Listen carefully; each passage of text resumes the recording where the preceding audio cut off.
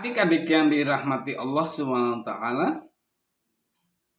pusat pemikiran filsafat berkembang di kawasan timur dengan corak filsafat yang tidak bisa dipisahkan dari pengaruh ajaran-ajaran agama pada masa itu. Jadi di sini pengaruh daripada ajaran agama juga mempengaruhi bentuk daripada filsafat yang berkembang. Ketika itu masa pra-Islam, Jazirah Arabia masih sangat terbelakang. Pusat kebudayaan berpusat di Alexandria, Mesir, Egypt. Pusat kebudayaan berkembang di Alexandria. Kemudian Cundi Sabur yang tadi Bapak sebutkan, Cundi Sapur ya, di Mesopotamia. Itu suatu jazirah, kalau tidak salah, jazirah di daerah Persia. Kemudian di sini di Suria, di Persia, di Syria, di dataran tinggi Irak, itu ada perkembangan pusat-pusat perkembangan ilmu pengetahuan atau perkembangan filsafat ilmu yang berkembang, yang dilatar belakangi oleh keyakinan daripada agamanya. Filsafat yang berkembang di kota-kota ini adalah aliran filsafat Helenistik, terutama filsafat Aristoteles dan Neoplatonisme atau Plotinus, Plato ya, Plato yang terkenal pada masa itu, Socrates, Plato, Aristoteles ya. Dalam bidang politik di kawasan dunia bagian barat terdapat di Kekaisaran Romawi yang merupakan juga satu negara superpower pada masa itu. Dan di timur terdapat Kekaisaran Bizantium, masih di daerah dataran Eropa ya. Nah, tapi sepak terjang perkembangan proses ini menjadi bagian sejarah bahwa tidak ada negara yang superpower yang pemerintahannya abadi, absolut. Tapi di sini superpowernya Romawi juga dikalahkan oleh, di sini diterangkan oleh bangsa barbar gitu ya. Kemudian Bizantium juga pernah dikalahkan oleh bangsa barbar setelah meninggalnya Justinian. Setelah meninggalnya Justinian, setelah wafatnya Justinian, Bizantium juga dikalahkan oleh bangsa barbar. Di bagian timur Bizantium ini bersaing keras dengan Kekaisaran Sasanid dari Persia. Sasanid dari Persia yang wilayahnya terbentang dari Irak dan Mesopotamia. Ya, Mesopotamia dulu bagian daripada Persia. Di situ ada kota Cundi Sapur yang merupakan kota yang berkeperadaban, kota yang memiliki kemajuan ilmu pengetahuan, sehingga banyak para sahabat yang belajar di Cundi Sapur, satu kota yang ada di Mesopotamia yang memiliki banyak perguruan tinggi yang tidak kita bayangkan seperti kita ya. Pada masa itu di situ ada sahabat Al-Faris ya, yang memiliki keahlian dalam bidang kedokteran atau tabib. Dia belajar di Cundi Sapur. Tapi menunjukkan pada saat itu kota itu sangat luar biasa maju.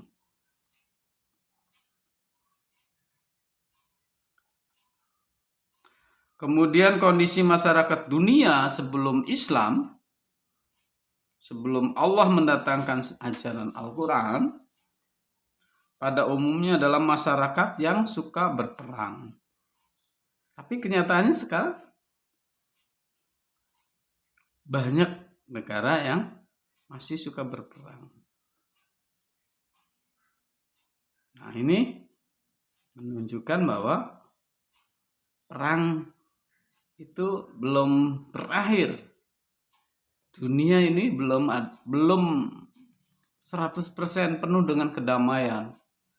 Tapi ada kedoliman negara-negara yang menginginkan menguasai negara lain dengan cara perang, ya.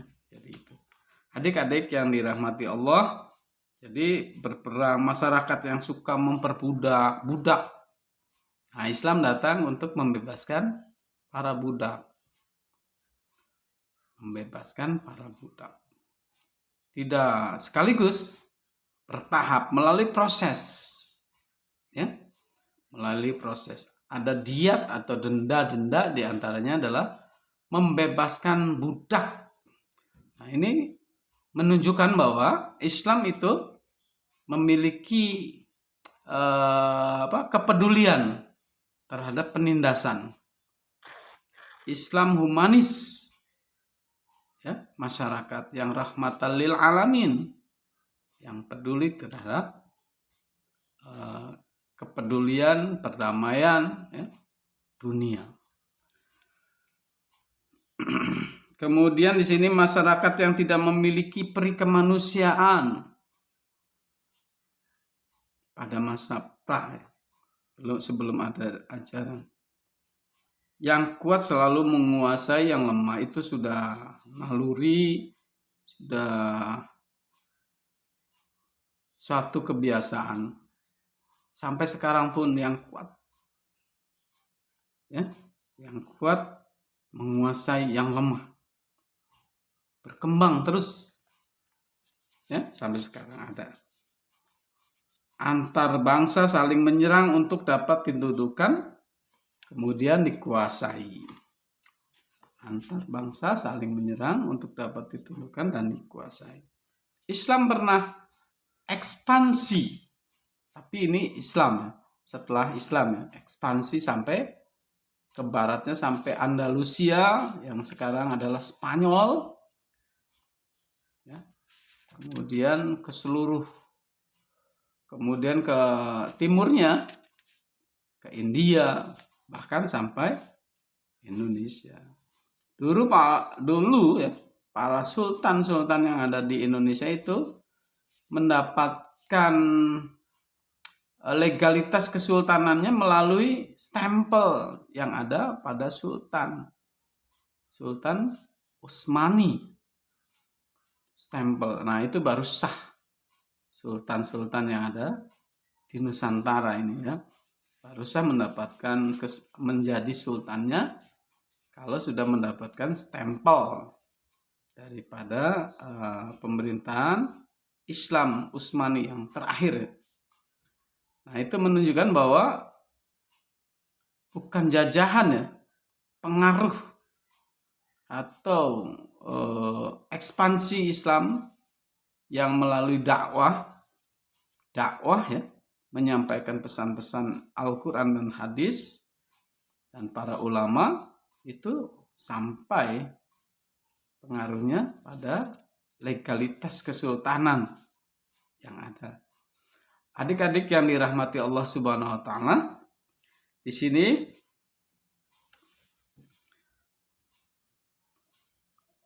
mereka maju dalam ilmu pengetahuan pada saat itu, ya, tetapi sesat dalam pemikiran, dalam keyakinan. Walaupun mereka mampu menciptakan ilmu pengetahuan yang mereka butuhkan, tetapi dalam keyakinan mereka sesat menurut konsep Islam. Adik-adik yang dirahmati Allah Subhanahu wa taala, kita akan lanjutkan materi ini, belum habis ya, belum selesai, untuk minggu ke depan. Mudah-mudahan materi ini bermanfaat buat kita, mengembangkan wawasan pikiran kita, kemudian menambah keyakinan kita, ya, menambah keyakinan keimanan kita. Jadi selalu berproses untuk mengkaji, walaupun sejarah ini selalu berulang-ulang, ya. Dan jangan lupa sejarah merupakan pelajaran bagi suatu kemajuan suatu bangsa. Sejarah, kita harus melihat sejarah. Negara yang hebat itu karena mereka belajar dari sejarah. Jadi kita harus selalu mengingat sejarah. Bagaimana kondisi kita pada masa penjajahan, itu karena sejarah. Bagaimana kita mempertahankan kemerdekaan kita, ya, itu bagian daripada sejarah. Dan kita harus selalu giroh, semangat untuk mempertahankan, karena kita tidak bisa membayangkan bagaimana keberadaan kondisi masyarakat dalam kondisi yang dijajah itu seperti apa. Jadi kita jangan sampai mengalami seperti itu. Jadi nenek moyang kita barangkali mengalami peristiwa-peristiwa, bahkan mungkin menjadi satu pelaku sejarah dari masa-masa lalu, masa-masa pahit, ya, bagi kita. Adik-adik, bahwa sejarah menjadi bagian daripada ilmu, ya. Sejarah menjadi bagian dari ilmu, jadi kita harus mengembangkan dan kita harus meninggalkan sejarah yang terbaik buat generasi ke depan. Adik-adik yang akan menggantikan semua ini, baik dalam konsep berpolitik maupun dalam konsep bernegara, ini adik-adik yang akan memegang. Jadi kita harus belajar sejarah, harus melihat sejarah. Jangan sampai sejarah berulang pada sejarah yang buruk. Jangan sampai masa Firaun ada pada masa sekarang, ya. Jangan sampai masa penjajahan terjadi lagi. Nah, ini sejarah.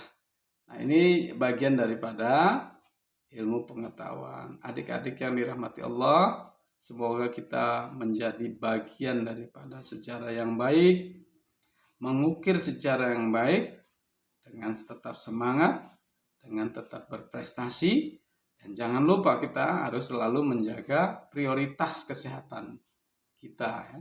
Jadi prokes kita harus tetap dijaga supaya kita tetap sehat, supaya kita selamat. Mudah-mudahan Allah selalu melindungi kita semua dalam kondisi sehat dan selamat dalam perlindungan Allah Subhanahu wa taala. Amin. Billahi taufik wal hidayah. Wassalamualaikum warahmatullahi wabarakatuh.